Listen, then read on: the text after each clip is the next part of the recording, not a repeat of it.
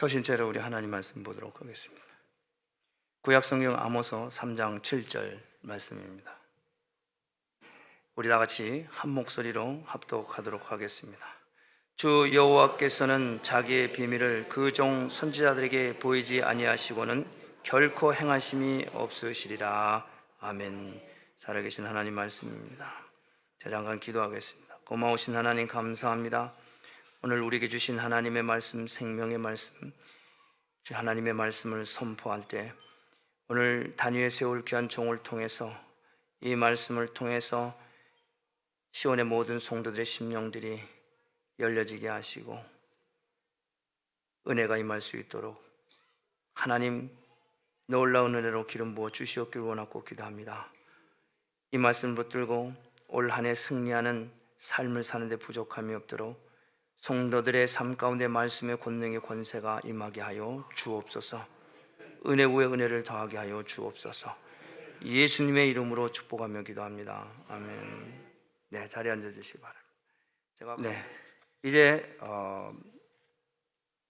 우리 목사님, 김현식 목사님 올라오셔서 오늘 무엇으로 살 것인가 라는 제목으로 말씀을 증거해 주시겠습니다.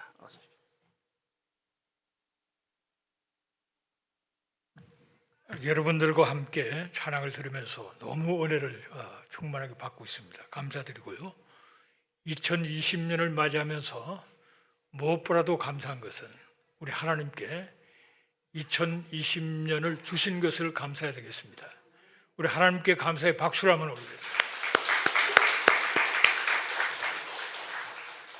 앉아서 찬양을 들으면서 한번 생각을 해보니까 제가 35년 만에 처음으로 신년주일 예배를 다른 교회에서 드리고 있는 거예요. 지금 보니까 제가 33년 교회를 심호하고 은퇴한 지 2년이 됐는데 그 2년도 뭐 여러 곳에 다녀서 본교회 출석은 잘 못하고 있지만은 신년주일은 그래도 본교회 가서 드렸거든요. 35년 만에 처음으로 이렇게 다른 교회 와서 이렇게 예배를 드리는 것도 이것도 하나님의 은혜구나. 특별히 시온성교회 와서 같이 예배를 드리는 것이 너무 감사하고요. 왜냐하면 저는 이 우주에서 가장 중요한 곳을 예루살렘으로 보기 때문에 성경 말씀, 성경 공부에 참석하신 분들은 왜 그런지 아실 텐데요. 근데 이 교회 이름이 바로 그 이름 똑같은 이름을 쓰니까 또 다른 또 은혜가 되고요. 오늘 이렇게 신년주일날 시온성 성도님들과 함께 예배를 드리는 것이 얼마나 감사한지 모르겠습니다. 자, 2020년을 하나님 주셨는데 무엇으로 살 것인가 한번 생각을 해보려고 합니다. 다시 한번 아모스 3장 7절 말씀을 같이 읽겠습니다. 주 여호와께서는 자기의 비밀을 그 종 선지자들에게 보이지 아니하시고는 결코 행하심이 없으시리라. 저는 성경을 보다가 한번 이 말씀을 딱 부딪히면서 이야, 정말 하나님은 놀라신 분이구나. 너무 하나님은 재미있는 분이시구나. 이 비밀이란 거는 우리가 알 수 있는 게 아니잖아요. 머리를 굴려서 알 수 있는 게 아니고 감춰진 하나님께서만이 우리에게 가르쳐 주셔야 보여주시면 볼 수 있는 건데, 근데 하나님은 미리 보이지 않고는 행하지를 않는다는 거야. 그건 하나님만이 할 수 있는 거죠. 어떤 비밀 하나님 하실 일을 미리 다 보여주시고 때가 되면 하신다는 거예요. 얼마나 감사합니까? 감사 안 하세요? 전 너무 감사한 거예요. 왜냐하면 선지자들에게 보이지 아니하시고는 행하심이 없기 때문에 반드시 보여주시고 행하시는데, 선지자들이 본 것을 성경에 다 기록을 해놨잖아요. 우리는 성경을 통해서 볼 수 있는 거예요. 하나님의 비밀을 우리가 보고, 그리고 하나님은 우리에게 가르쳐 주신 이 보여주신 것을, 들려주신 것을, 또 읽게 하신 것을 반드시 때가 되면 성취시킨다는 거예요. 할렐루야. 저는 너무 감사해요. 그러면 성경만 잘 보면은 하나님이 앞으로 뭘 하실까 하는 사실을 다 알 수 있겠구나. 그렇게 생각하면서 너무도 감사한 마음을 가졌습니다. 창세기 15장 13절을 같이 읽습니다. 여호와께서 아브라함에게 이르시되 너는 반드시 알라 내 자손이 이방에서 객이 되어 그들을 섬기겠고 그들은 400년 동안 내 자손을 괴롭히리니 그들이 섬기는 나라를 내가 징벌할지며 그 후에 내 자손이 큰 재물을 이끌고 나오리라. 여러분, 아브라함은 주전 2166년에 출생을 합니다. 그리고 이삭을 100세, 그러니까 주전 2066년에 이삭이 태어나죠. 이스마엘은 아브라함이 86세에 태어나는데 창세기 16장에서 등장합니다. 이 창세기 15장 지금 말씀은 그러니까 연대수를 딱 따지면은 이스라엘이 출애굽을 할 연대가 주전 1446년이에요. 그러면 그걸 딱 계산해 보면은 적어도 이 말씀은 630년 전에, 이 말씀이 이루어지기 630년 전에, 이삭도 태어나기 전에, 심지어는 이스마엘도 태어나기 전에 하나님께서 아브라함이 다 알려주는 거예요. 내 자손이 이방에서 객이 된다. 자식도 없는데 내 자손이 이방에서 객이 되고 거기에서 그들을 섬기고 그리고 한 400년을 아주 괴롭힘을 당하다가 내가 그들을 징벌함으로 말미암아 내 자손이 큰 재물을 이끌고 나온다. 딱 이렇게 말씀하셨어요. 몇 년 전에? 630여 년 전에. 근데 그 뒤에 이스마엘 태어나고 이삭 역사가 진행되고 야곱이 태어나고 야곱 가족이 애굽을 가고 쫙 역사가 전개되면서 정확하게 이루어진다. 이스라엘 백성들이 애굽에 430년을 머물게 되는데 이 본문은 400년이라고 얘기합니다. 이거 잘못된 거 아닌가 그렇게 생각하는 사람도 있는데 그건 아니에요. 하나님 말씀은 너무나 정확하기 때문에 400년간 430년 머무렀지만은 400년을 괴롭힘을 당하는 거예요. 처음에 30년은 그냥 괴롭힘을 당하는 것이 아니라 대우를 받습니다. 요셉이 국무총리일 때 대우를 받는 그런 시간을 보내면서 이 말씀이 정확하게 630몇 년 전에 주어진 말씀이 정확하게 이루어진 것처럼 하나님은 너무나 정확하게 그 당신의 약속한 말씀을 반드시 이루시는 하나님이라는 사실을 이걸 믿어야 우리가 성경을 믿을 때 그냥 100%를 받아들일 수 있는 거예요. 아멘으로 받을 수 있는 거예요. 좀 더 나가서 우리가 생각해 보면은 하나님께서는 이스라엘 민족을 일으켜서 인류를 구원하시고 예루살렘을 중심으로 가장 귀한 모든 일들이 예루살렘 중심으로 일어납니다. 거기서 하나님의 아들 예수가 죽으셨고 부활하셨고 성천하셨고 성령이 강림하셨고 앞으로 천년왕국에서도 예루살렘이 천년왕국의 수도가 되고 새 예루살렘의 그 본부도 예루살렘을 중심으로 새 예루살렘이 임한 그것을 중심으로 온 우주를 다스리게 되는 놀라운 장소입니다. 그런데 이 이스라엘과 예루살렘에 대해서 하나님께서 예언한 말씀을 잠깐 한 몇 가지만 생각해 보려고 합니다. 400년간 애굽에서 괴롭힘을 당하는 조금 전에 읽은 말씀이 이미 성취됐죠. 많은 부활을 갖고 탈출한다는 것도 이미 성취됐죠. 또 가나안 땅을 정복하게 된다는 그 말씀, 그 지경까지 다 알려준 그 말씀 그대로 여호수아가 들어가 정복을 하게 되죠. 하나님 말씀은 정확하게 예루살렘은 예배의 중심이가 된다는 말씀을 벌써 주전 1400년 전에 이미 주셨는데 그것이 이루어진 것을 계속 성경은 기록을 하고 있죠. 또 분열되고 내란의 고통을 당한다는 말씀 이대로 성취되어서 결국은 그 이스라엘의 남유다와 북이스라엘로 분열이 되어지고 많은 그 고통을 받게 되죠. 바빌론에서의 70년 또 70년에 다시 예루살렘 귀환하는 거 정확하게 이루어졌고 세계 만방에 흩어질 것이라는 사실을 벌써 주전 1400년경에 하나님은 다 말씀하신 겁니다. 이스라엘 역사를 보고 수많은 흩어지고 전 세계에 뿔뿔이 흩어지다가 지금은 고토로 돌아오는 그런 가운데 있잖아요. 또 쫓겨다니고 박해를 받는다. 그러나 나라의 주체성은 유지한다. 또 세계 중에 고립을 당할 것이다. 요거는 성경 구절을 한번 읽어보겠습니다. 예레미야 26장 44절을 같이 읽습니다.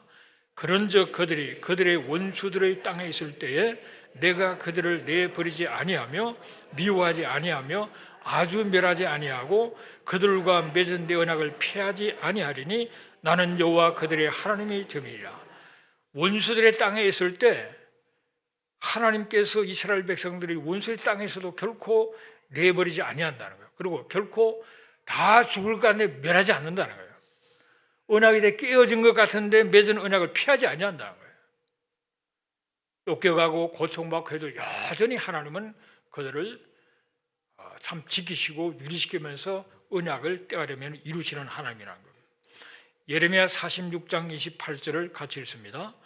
여호와의 말씀이니라 내 종 야곱아 내가 너와 함께 있나니 두려워하지 말라. 내가 너를 흩었던 그 나라들은 다 멸할지라도 너는 사라지지 아니하리라. 흩어서 핍박했던 그 나라들을 멸할지라도 그 흩어서 고통받고 있는 사라지지 아니하는 거예요. 좀 희한하지 않습니까? 하나님의 섭리는. 자, 민수기 23장 9절을 같이 읽습니다. 내가 바위 위에서 그들을 보며 작은 산에서 그들을 바라보니 이 백성은 홀로 살 것이라. 그를 여러 민족 중에 하나로 여기지 않으리로다.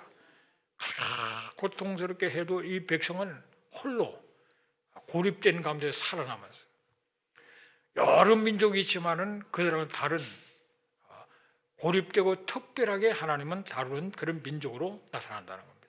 그래서 세계적인 고립을 당한다. 이런 그 말씀들이 이미 정말 수천 년 전에 있는 말씀이 지금도 성취되고 있는 가운데 있는 것을 보게 됩니다. 예루살렘이 파괴되고 멸망하고 성전이 파괴될 것을 이미 말씀하신 대로 이루어졌고요.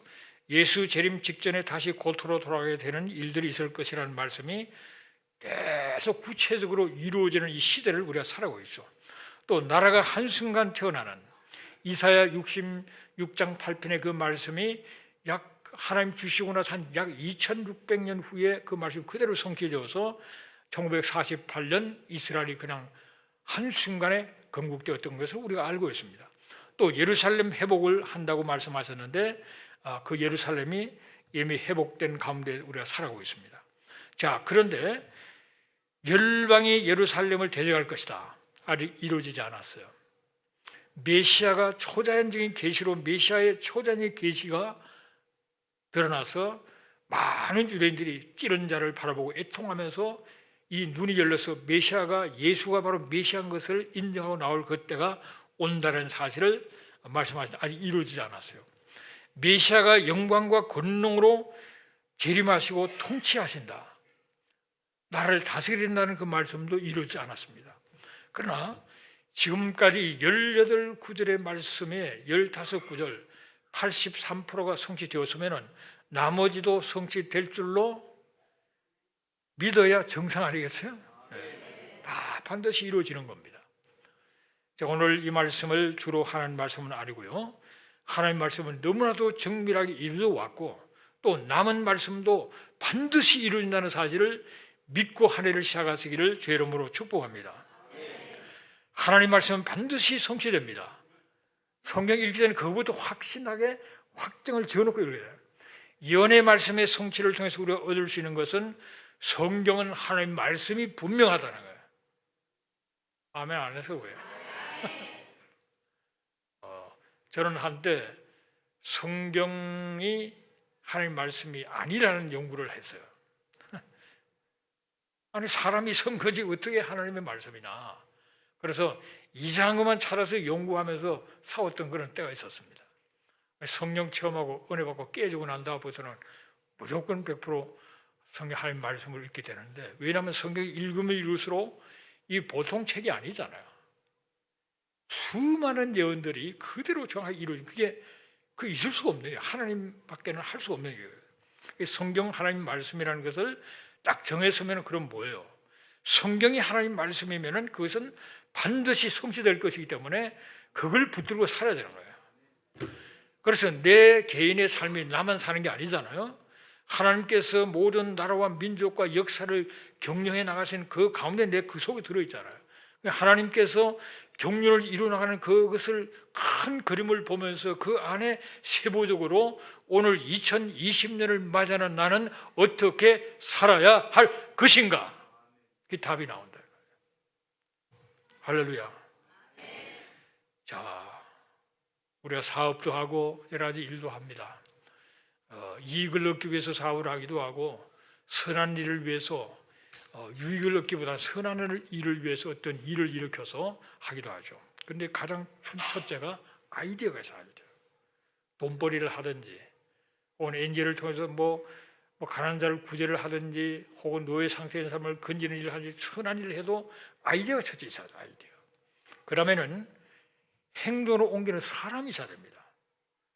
백날 말은 잘하는데 행동으로 옮길 용기가 없는 사람은 아무 이룰 게 없어요. 우리 아이디어가 있어야 되고 행동이 할 수 있는 사람이 있어야 되고 그러면은 자본이 있어야 자본. 그 NGO 같은 것도 보면은 그 누가 돈을 특별히 대주지 않으니까 이 자본이 있어야 하니까 그들도 보면은 자본을 마련한 그런 일을 머리를 많이 써서 이렇게 사람의 마음을 감동시켜서 함께 자본을 만들어서 일해 나가는 것을 보게 됩니다. 이게 어떤 일을 이루는 가장 기본 필수 요건이 아이디어가 있어야 되고 사람이 행동 옮길 사람이 있어야 되고 자본이 있어야 됩니다. 제가 첫날에 우리는 누구냐? 우리는 왕이고 제사장이라는 사실을 말씀드렸죠. 그래서 결론적으로 왕으로 제사장으로 살아야 되는데 제사장으로 하나님을 사랑하고 예배에 성공하고 왕으로서 다른 사람을 섬기며 영향을 주는 이웃을 사랑하는 자로의 삶을 살아야 된다는 말씀을 들었습니다. 근데 그러면 이 왕으로서 제사장으로 그런 신분으로 금전에 우리가 당당히 살아야 되는데 그 자본이 뭐냐요? 자본. 그 자본. 우리는 지금 나그네 인생을 살고 있죠. 우리의 영원한 집은 어디라고요? 네, 새 예루살렘에 거기가 우리의 영원한 집입니다. 그러면 다 과정이에요, 과정. 천년왕국도 그냥 지나가는 과정이에요.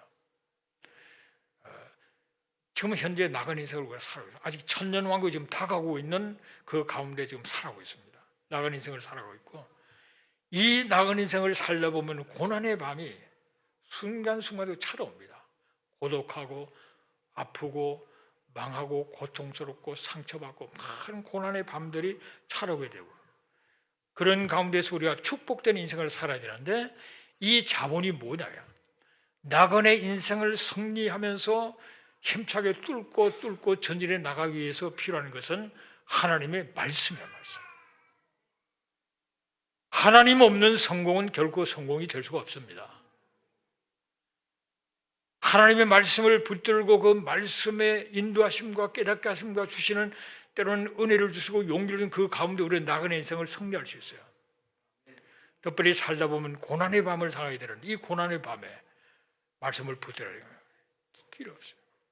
고난의 밤을 뚫고 승리하기 위해서는 하나님의 말씀을 그럴 때는 하나님의 말씀도 굉장히 강력하게 임합니다. 일반적으로 고난의 밤이 채웠을 때 고민하고 몸부림치지 말고 기도하고 말씀을 찾으면 그 속에서 말씀이 내게 큰 위로와 힘이 되는 길을 제시하는 말씀을 우리가 발견하게 되는 거죠.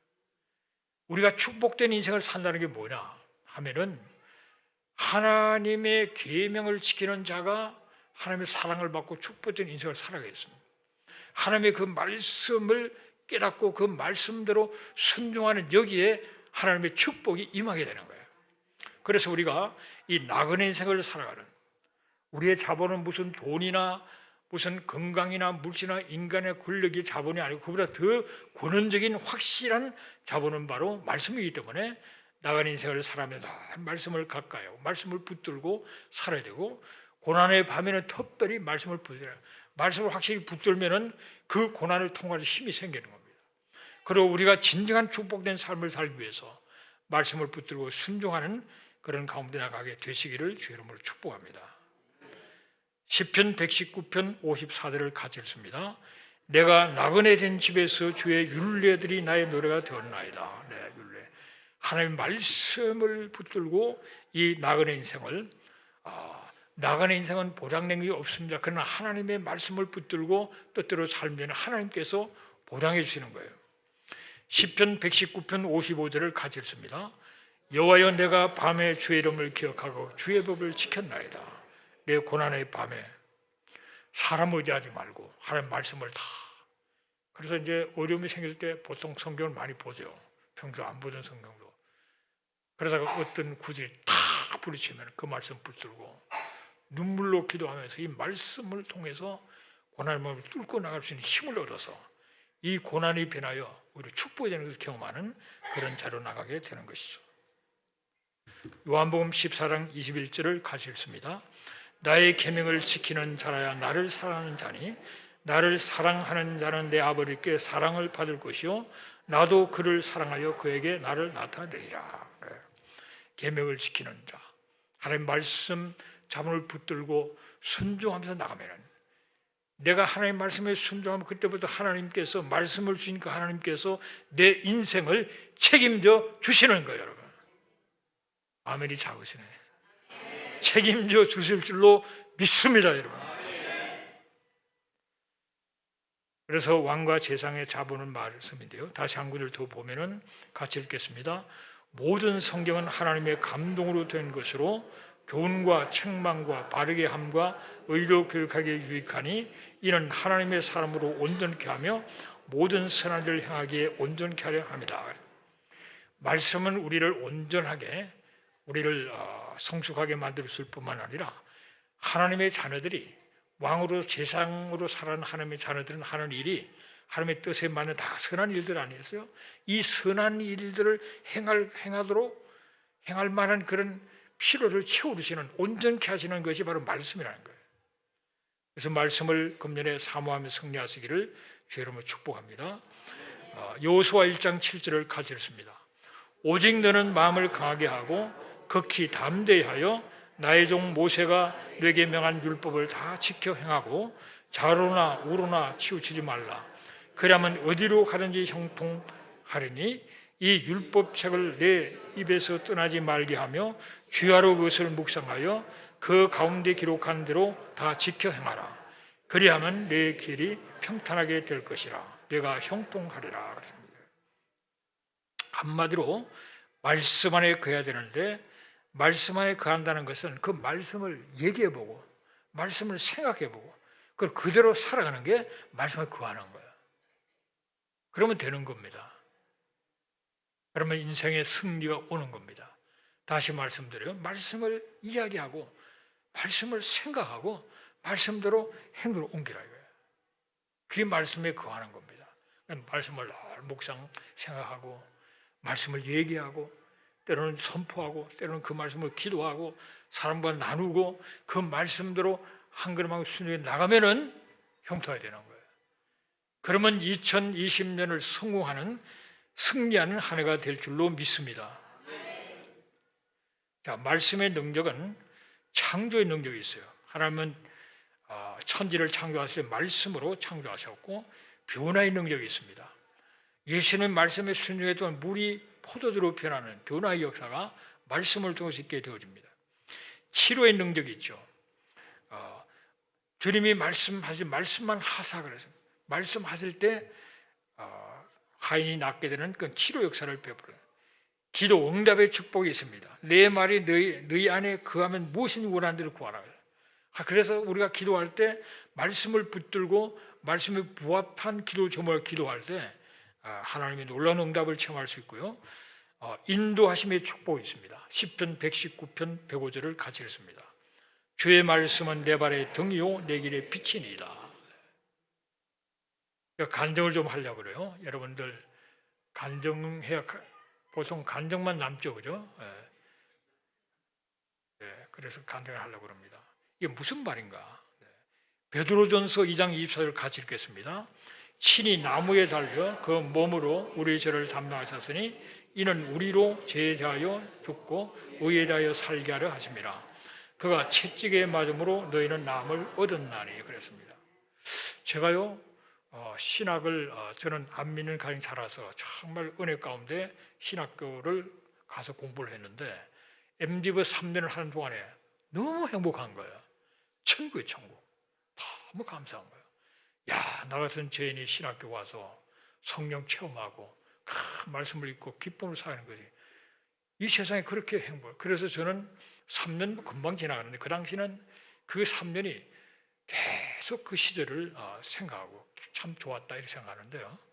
제가 신학을 졸업하면서 너무 하나님의 은혜가 감사한 겁니다. 신학을 졸업하면서. 그래서 이제는 내 생애를 전체로 하나님을 드리기 위해서 졸업하고 어떤 일을 하기 전에 먼저 금식해서 나를 완전히 죽이고 그 다음에 완전히 하나님 뜻대로 내가 살겠다 이런 생각을 해서 장기 금식을 했어요. 그 금식을 했는데 금식하면서 이제 기도하다가 내가 앞으로 뭘 할 건가, 일단 유학을 가서 공부를 하겠다 생각을 했어요. 그러고 하다가 이게 막 브레이크가 걸리고 뭐 이러면서 장기 금식을 하고 나면 이렇게 보호식을 잘해야 되는데 뭐 제대로 못하고 해서 몸이 좀 허약해졌던 것 같아요. 그래서 졸업한 그 해에 제가 갑자기 몸이 아팠는데 병원에 가보니까 이 늑막염인데 이쪽에 완전히 하얗게 사진 찍으면 나오는 거예요. 이 물이 꽉 찼다는 거예요. 그래서 물을 좀 뽑아야 된다. 입원하자. 그래서 내가 알겠다고. 그렇게 하고는 저는 제가 자주 갔던 그 거제도 기도원이 있습니다. 그 기도원에 가서 갔는데 숨을 잘 쉴 수가 없어요. 늑막염 걸리니까 혁들을 풀고 배를 들고 별짓을 다 해도 막 숨이 다 가쁘고 힘든 거예요. 그런데 그럼 며칠 이제 기도원에 있었는데 제가 기도원에서 제가 또 말씀도 전하고 좀 이렇게 전도사로서 자주 갔던 곳이 가니까 사람들이 전도사님이 아프시다. 그래서 뭐 다들 야단 났어요. 주의 종이 아프면 별로 안 좋잖아요. 그래서 막 야단 났는데 이 말씀 평소에 늘 하는 말씀인데요. 그가 채찍에 맞음으로 너희는 남을 얻었다. 이 말씀이 내게 레마로 특별하게 확 와요. 그가 채찍에 맞았다.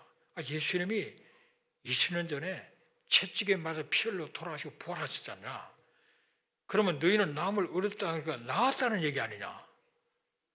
나는 나았다. 나아버렸어요. 그래서 이제 밤에 기도하다가 그 말씀이 확 나와요. 예수님이 십자가의 채찍에 맞아 피를 흘리고 그렇기 때문에 나았다 그러면 난 지금 나은 거 아니냐. 몸은 의해진 거 아니 나는 나은 거 아니냐. 그건 나았다. 그래서 이제 그 다음날 낮 예배 시간에 간증을 했습니다. 내가 어젯밤에 나았다. 그래서 하나님을 감사해서 특송을 하나 하겠다.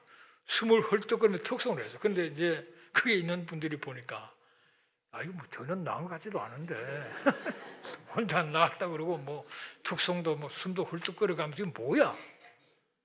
그런데 나았어요. 그냥 그걸로 나은 거예요. 믿음이라는 게 참 놀라운 거예요.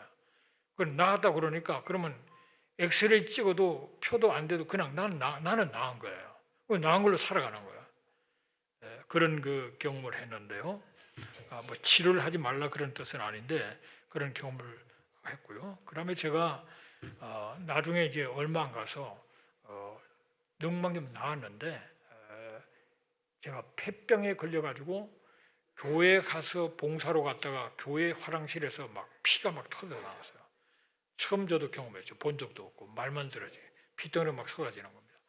그래서 이제 저를 그때 제가 막 은혜가 충만했을 때죠. 제가 신학생활하면서 가장 은혜가 충만할 때가 바로 또 그때였어요. 막 금식하고 막 꿈에 부풀어서 막 나갈 그럴 때거든요. 그럴 때인데 그 순천에 가면 선교사들이 세운 요양소가 있습니다. 이제 그게 이제 친구들이 저를 그게 넣었는데 문제는 이거예요. 내가 왜 살아야 되냐는 거예요. 맨날 그 좋은 천국 얘기하다가 그냥 가면 되지 왜 내가 기도가 안 되는 거예요.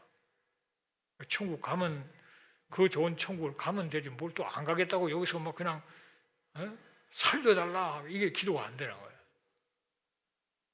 그랬는데 그러면서 하나님한테 원망이 많은 거예요. 뭐 하는 거냐 하나님은.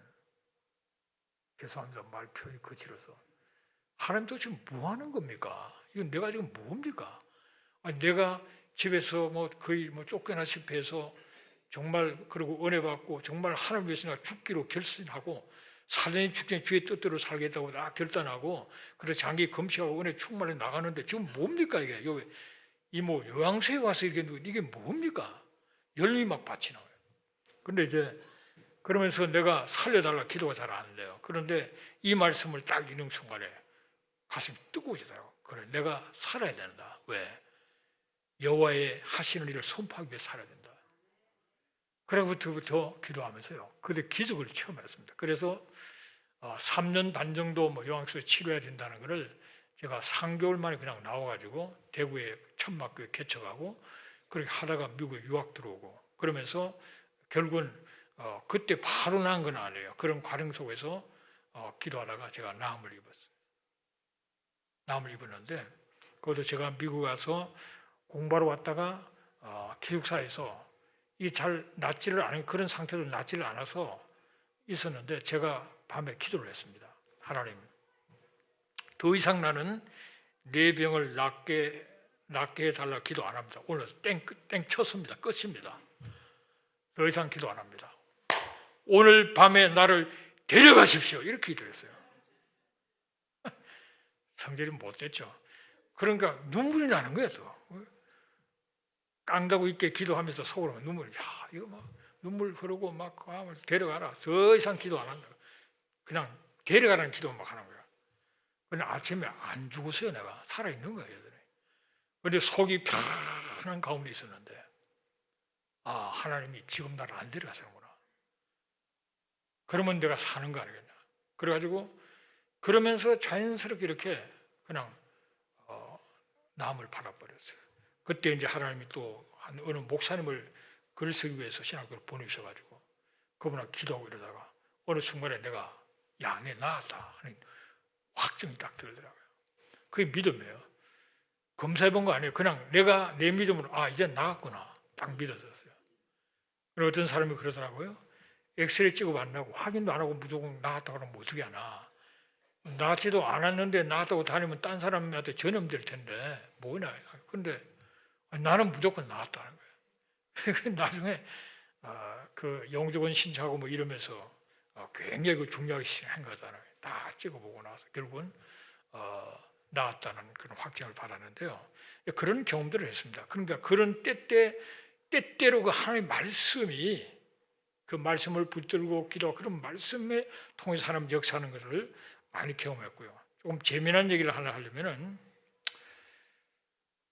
그 제가 뭐 여기 결혼 정령계에서 있는 분도 계실 텐데 참 그 결혼할 때 이 사람이 과연 하나님이 예비한 사람인가를 분별하기 참 쉽지 않잖아요. 그리고 저는 참 은혜를 받을 하나님 앞에 나도 제정신이 아니죠. 그때는 사람이 막 기도하고 은혜 받고 하는데 막 서원 같은 기도를 했습니다. 이 여자가 내가 너를 위해서 예비한 신부감이라는 확정을 주지 않을 때는 결혼하지 않고 바울처럼 살겠습니다. 이렇게 기도를 하는 거예요. 그런데 좋은 자매들 뭐 신앙 좋고 뭐 참 인상도 좋고 뭐 너무너무 좋은 자매들이 나타나도 그 좋다고 해서 이 확정된 게 아니잖아요. 이거 골치 아픈 거예요. 막 기도를 하는 거예요.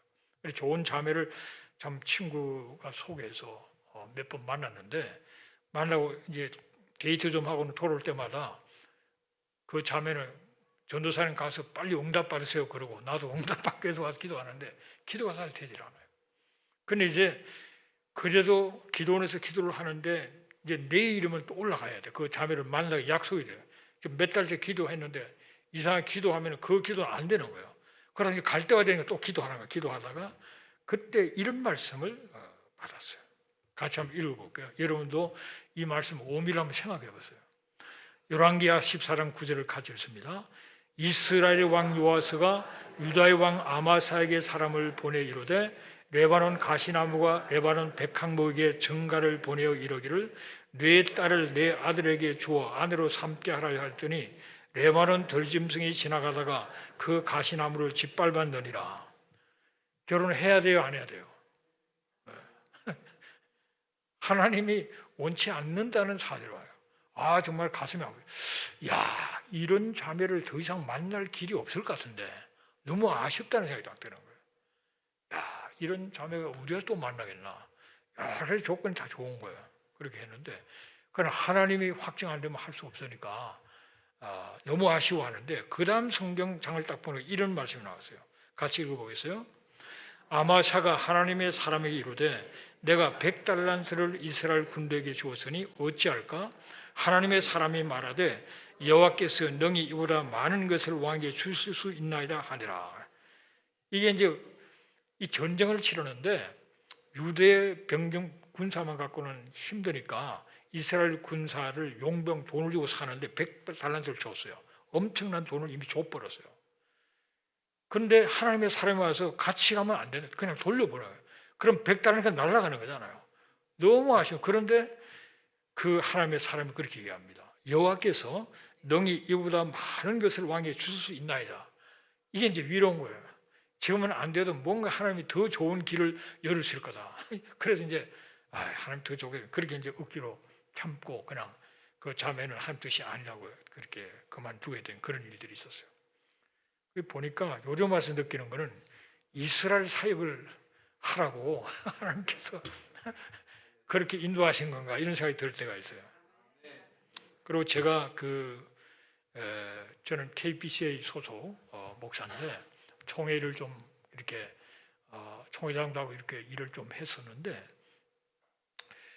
이런 그 총회 안에 어떤 문제가 생기면은 이제 뭐 사람을 보내서 문제를 해결시키는 이런 일을 하는데 제가 이제 총회장을 지난 다음에 있었던 일인데요.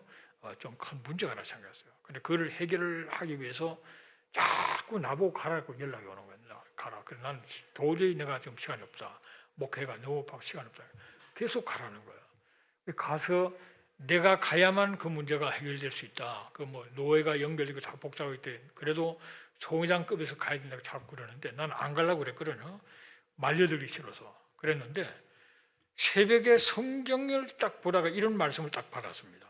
여러분 입장에는 어떻게 해석할지 한번 해보세요. 한번 같이 읽겠습니다. 여호와 일을 게을리하는 자는 저주를 받을 것이요 자기 칼을 금하여 피를 흘리지 아니하는 자도 저주를 받을 것이로다. 무슨 말이에요? 이게 하라는 일을 게을리하면 저주를 받는데요. 지금 위에서는 자꾸 하라고 연락 오는데 나는 못한다 그러고 있는데 게을리하면 저주를 받는다는 거야. 야, 이거 가야 되는 거야. 그냥 가겠다 그랬어요. 그러면서 또 자기 칼을 금하여 피를 흘리지 않은 자도 저주를 받는데 이게 칼을 뽑아서 피를 흘려야 되는 거예요. 안 그러면 저주 받으니까. 그때 딱 생각했어요. 이 사건은 결국은 재판까지 가서 처절한 싸움이 있겠구나. 그걸 딱 예상하고 갔어요. 그걸 염두에 딱 두고 갔기 때문에 벌써 미래를 내다보고 하나하나 단계를 해 나가다 보니까 굉장히 빠른 시간 안에 뭐 세상 법정까지 다 갔어요. 가서 결국은 이겨서 가장 효율적으로 그 법정에서 이겨서 문제를 해결하는 그런 일이 있었는데 이런 말씀이 없으면 그렇게 아주 직접적으로 정확하게 어떤 일을 처리하기 어려워요. 그러나 하나님 말씀이 딱 주어졌기 때문에 미리 내다보고 아주 강력하게 추진해가지고 일을 이루었던 그런 것이 있었습니다.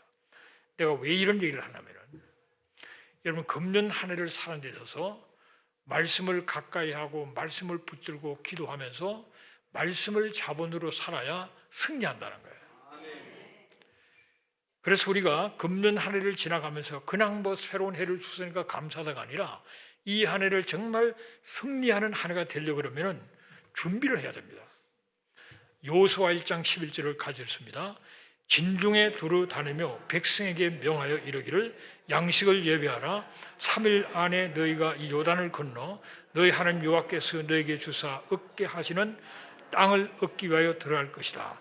땅을 하나님이 예비한 그 땅을 얻기 위해서 들어가는 데 있어서 준비를 해요. 영적으로 준비하고 양식을 준비하고 다 준비한 다음에 드디어 요단강을 가르면서 건너가서 땅을 정복하는 그런 자리로 나가는 겁니다. 잠언 13장 16절을 가졌습니다. 무릇 슬기로운 자는 지식으로 행하여도 미련한 자는 자기의 미련한 것을 나타내라. 우리가 슬기롭게 지식으로 생각을 좀 바르게 해서 하나님이 주신 이 사고와 말씀을 가지고 잘 생각을 해서 미련하지 말고 좀 똑똑하게 한 해를 잘 준비하고 살아야 된다는 겁니다. 할렐루야. 무조건 믿습니다가 아니고 계획도 세우고 말씀을 따라 지혜롭게 그렇게 살아야 되는 겁니다. 그래서 2020년을 승리하는 삶의 비결은 첫째가 기도하면서 2022년의 목표를 정해야 돼요. 목표. 할렐루야. 목표 정하는 것이 그냥 목표가 정해지는 게 아닙니다. 여러분. 기도 많이 하시고 그러면서 하나님의 말씀을 따라 우리가 큰 그림이 있지 않습니까? 앞으로 나는 누굽니까? 천년 왕국에서 왕노릇 할 사람, 새 예루살렘에서 왕노릇 할 사람으로서 이 땅에 지금 왕과 제사장으로 살아가는데 그 가운데 2020년이 주어졌어요. 지금 세계가 이 시대가 움직여가는 그 가운데 지금 시온성 교회를 중심으로 2020년이 내게 주어졌단 말이에요. 그러면 내가 금년 2020년에 목표가 뭔지, 내가 왜 이 한 해를 2020년을 살아야 되는지, 뭘 위해서 살아야 되는지, 목표가 뭔지를 생각해 보라는 거예요. 기도하면서. 시온성 교회는 유대 시온성 교회는 여기밖에 없잖아요. 이런 교회는 또 여기 이런 모임도 오늘이 처음부터 끝입니다. 이런 구성으로 딱 예배를 드리는 게 제가 다음 주에는 여기 없을 거예요. 이 모든 것이 하나님 섭리가 진행되어지는데 2020년을 주신 이 한 해 내가 뭘 하냐? 학생은 학생으로, 사학가는 사학가로 여러 가지가 있겠죠. 하나님 중심으로 해서 내 삶의 전 영역을 보면서 목표를 정하고, 그리고 그 목표만 정하는 것이 아니라 계획을 세워야 돼요. 계획을. 예배 그냥 금년에 내가 예배를 열심히 드리겠다. 할렐루야. 전심으로 예배하겠다. 어떻게? 언제? 계획을 세우셔야 돼요. 나는 시간 나는 대로 열심히 하겠다가 아니고, 나는 어떤 일이 있어 주일 예배를 일부 예배를 중심으로 예배를 전심으로 드리겠다. 계획을 세워야 됩니다. 그리고 교회 안에 새벽 예배도 있고 여러 가지 검도 모임들이 다 있잖아요. 그 계획을 세워야 됩니다. 형편처리 다르기 때문에 남의 눈치 봐가면서 그렇게 할 필요 없어요. 정말 하나님께 기도하면서 나는 내 영적인 어떤 신앙 상태를 유지하기 위해서 그 가장 중요한 이 예배, 나는 거리와 여러 삶의 시간이 다 다르기 때문에 내 입장에서는 금년에 이러한 언제 어떤 예배를 드리겠다는 것을 딱 정하셔야 된다. 이렇게. 할렐루야. 정하셔야 돼요. 그걸 그에 맞춰서 나가요. 물론 못 지킬 때도 있습니다. 그러나 근본적으로 맞춰서 나가고 습관화가 되면 자동적으로 되는 겁니다. 그렇게 나가야 되고요. 그리고 계획을 세울 때 예배, 기도 생활을 어떻게 할 건가? 하루에 혹은 일주일에 몇 시간 할 건가? 어디서 할 건가? 저는 성도들에게 그렇게 말하고 싶어요. 새벽에 30분 내려올 수 있는 사람은 본교에서 드리는 것이 최고입니다. 그게 시간으로 계산할 때 깊이를 따질 때요, 본교 새벽 예배에 와서 드리는 것이 제일 좋은 겁니다. 그래 한 2시간 운전해 와서 새벽 예배 들고 또 2시간 간다, 그런 거는 안 되죠. 하루는 할 수 있지 몰라, 그죠? 그렇게 하는 건 안 해요.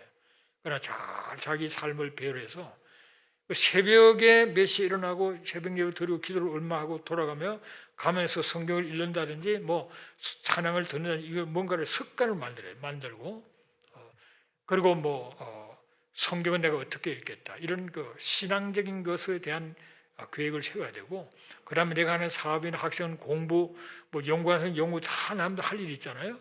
그리고 교회 안에서 나는 어떤 일을 할 건가? 형편처리가 다 다른데, 그러나 어떤 부분을 누구든지 커든 적든 뭔가를 자기 해야 될 일이 있을 거예요. 그걸 찾아서 나는 이 사역을 하겠다. 그걸 이제 정해야 되는 거예요. 계획을 세우셔야 돼요.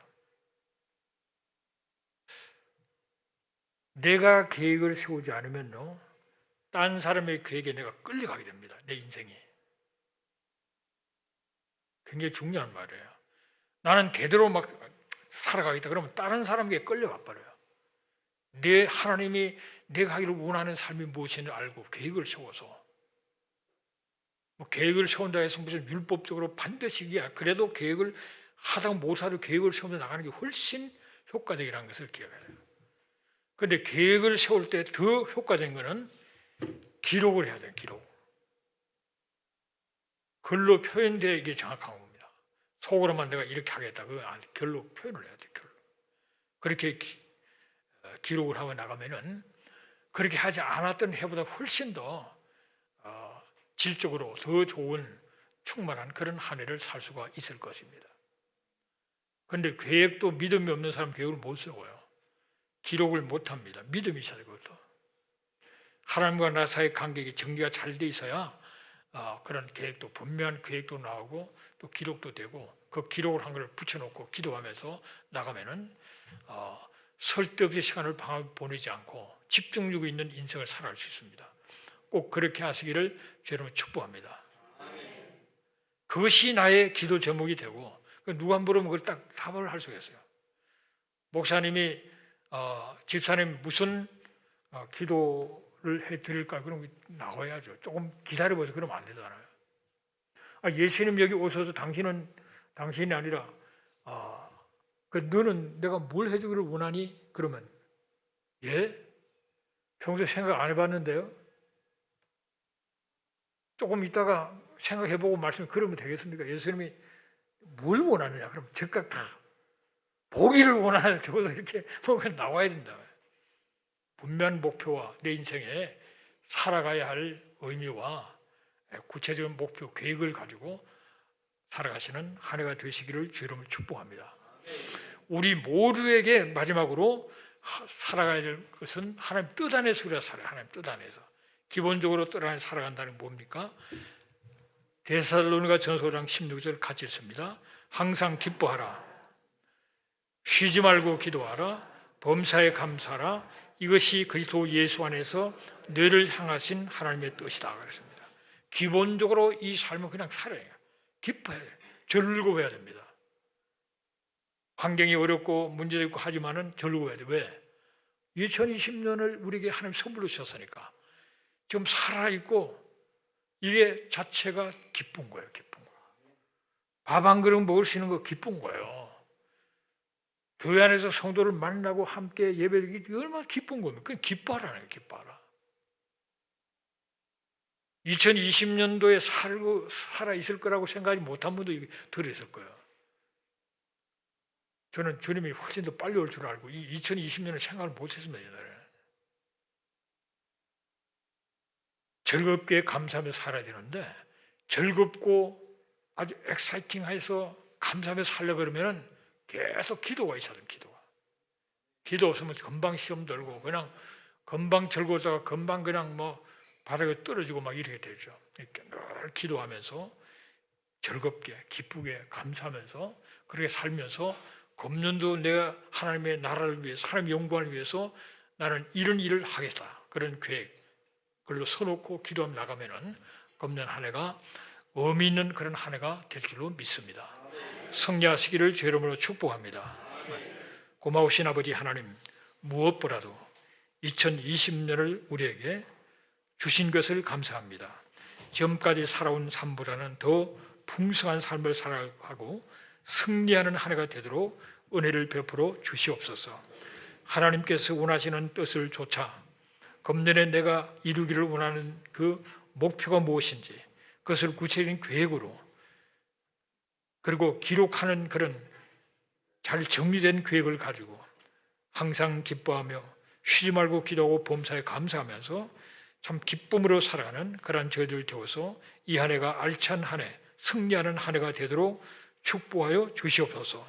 하나님과의 바른 관계 속에 삶의 모든 정적 위에 하나님의 보호하심과 축복하심이 함께 하시고 가정의 평안과 우리의 자녀들도 금년에 참 아름답게 잘 성장하며 우리가 하는 일터마다 하나님의 축복이 함께하는 복된 2020년 되게 만들어 주시고 특별히 하나님께 주신 그 사명을 감당하는 시온성 교회가 되도록 도와주시고 특별히 이스라엘 회복과 또 이스라엘 대하여서 많은 주의 종들을 깨우는 그 일 가운데서 참 선교사들을 초청해서 함께 이스라엘에 관한 말씀을 나누면서 비전을 나누게 되는 이 세미나를 축복하시고 이를 위해서 앞장서 수고하시는 이 교회를 하나님께 큰 은혜와 축복으로 채우셔서 능히 감당하며 교회의 부흥이 일어나는 놀라운 역사가 있게 하여 주시옵소서.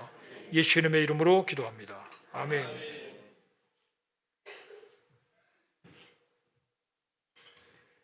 할렐루야.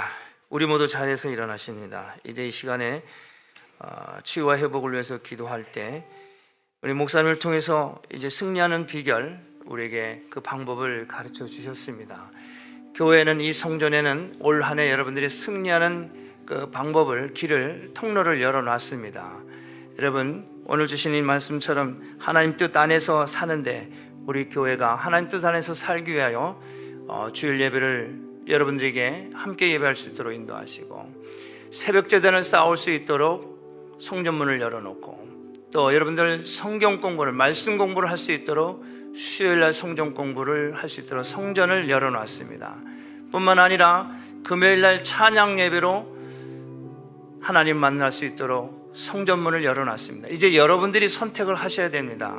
여러분들이 어떤 것을 선택하든지 이 성전에 올라와서 이 말씀 붙들고 올 한 해 2020년 한 해 승리하는 여러분이 되시기를 꼭 유념해 주시기를 부탁을 드리겠습니다. 여러분, 우리는 십자가를 보고 그 십자가를 향해서 나가는 지도자를 통해서 한눈 팔지 말고 환경, 여건, 사람 보지 말고 오직 내가 속해 있는 이 교회와 함께 예루살렘의 하나님의 그 크신 뜻을 여러분들에게, 저와 여러분들에게 주신 귀한 몫입니다. 절대로 여러분, 우리 시온성교회가 그냥 시온성교회가 아닙니다. 여러분들 이 성전 안에 함께 있는 것을 큰 기쁨으로 하시고 이곳에서 놀라운 비밀을 여러분들이 기도를 통해서 쟁취하시기를 축복합니다. 다시 한번 여러분들에게 권면의 말씀 드릴 때 이제 오른손을 가슴에 얹고 함께 기도합니다. 오늘 주신 이 말씀, 우리가 올 한 해 승리할 때 무엇으로 살 것인가를 잘 깨달아라 함께 기도하기를 원합니다. 우리 같이 통성으로 기도하겠습니다. 고마우신 아버지 하나님, 은혜와 사랑을 감사를 드립니다. 아버지 하나님, 2020년 새해를 아버지 하나님, 우리가 그리스도 안에서, 말씀 안에서, 아버지 하나님, 하나님 뜻 안에서 살아가기를 원할 때 우리에게 아버지 이 성전문을 열어주시고 성전문에 아버지 성전에 우리가 여호와의 성전으로 올라가자고 말씀하셨사오매 이제 아버지 우리가 결정하고 아버지 우리가 준비하여서 올 한 해 아버지 하나님 이 성전 안에서 하나님의 크신 뜻을 아버지 깨달아 알아 저들의 가정과 사업과 아버지 하나님 학업을 통하여서 아버지 놀라우신 아버지 하나님 이 예루살렘의 아버지 큰 뜻을 품고 아버지 하나님이시여 아버지 다시 오실 주님을 예비하는 아버지 하나님의 귀한 백성들 시온의 모든 성도들 되게 하여 주시옵소서. 우리의 삶과 아버지 형편과 여건들은 다 다르고 우리의 우리 아버지 건강 상태도 다 다르지만은 그러나 내 은혜가 내게 속하도다 아버지 말씀하셨사오니 아버지 하나님 우리가 믿음 안에서 아버지 모든 것 아버지 이겨내는 승리의 하나님의 백성들 되기를 원합니다. 아버지 하나님 육신의 질과 아픔 아버지께서 친히 안수하시고 기름 부으시고 깨끗게 하여 주시옵기를 원하며 또한 아버지는 비록 아버지 연약하지만 부족하지만 그 가운데서도 아버지 하나님 기뻐하며 아버지 기도하며 감사하며 아버지 하나님 뜻 안에서 승리하는 2020년 새해가 아버지 되게 하여 주시옵소서. 하나님의 귀한 아버지 사자 목사님을 통하여 우리에게 주신 이 귀한 말씀 하나님의 말씀으로 받아들이고 아버지 성도들 심령 가운데 이 말씀이 심겨져서 올 한 해 풍성한 은혜를 맺게 하시고 이제 준비하는 아버지 하나님께서 열방을 향하여 또한 이스라엘을 향하여 아버지 기집하고 아버지 기도하며 맡겨진 아버지 지형들과 아버지 사역자들을 통해서 무한 영광 받으시는 올 한 해 되어줄 수 있도록 기름 부어 주시옵소서. 아버지 예배 가운데 은혜와 평강이 임하게 하시고 성도들의 마음들을 아버지 위로하시고 올 한 해 아버지 하나님 안에서 기뻐하며 기도하며 감사하는 승리하는 아버지 하나님 뜻을 이루는 모든 백성들 다 되게 하여 주시옵소서. 하나님 아버지 감사합니다. 아버지 영광 받아 주시옵소서. 할렐루야. 하나님 감사합니다. 주님 고맙습니다.